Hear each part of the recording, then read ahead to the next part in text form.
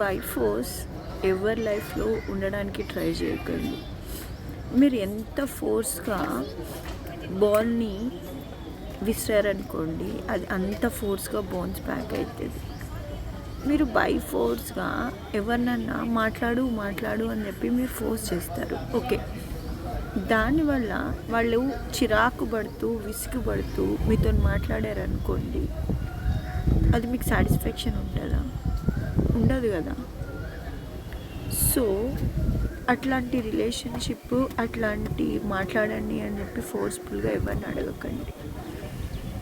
Why? Because అంత ఫోర్స్ఫుల్గా అంత మాట్లాడు అని బెగ్ చేసుకుని మాట్లాడాల్సిన అవసరం నీకైతే లేదు.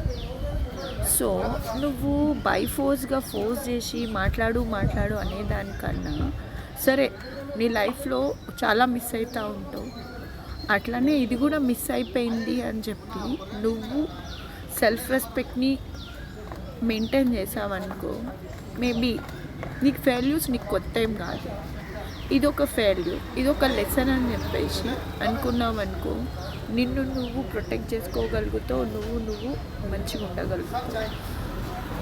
ఇదంతా పక్కన పెట్టేసి లేదు నువ్వు మాట్లాడాలి, నువ్వు మాట్లాడు అన్నావనుకో, నీ సెల్ఫ్ రెస్పెక్ట్ దొబ్బుతుంది, నీకున్న రెస్పెక్ట్ తగ్గుతుంది. వాళ్ళు ఏమంటారంటే,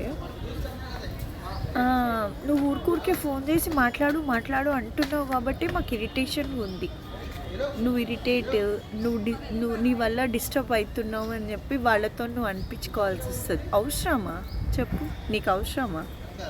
అవసరమైతే లేదు కదా. లైట్ అదే చెప్తున్నాం కదా, కొంచెం హర్ట్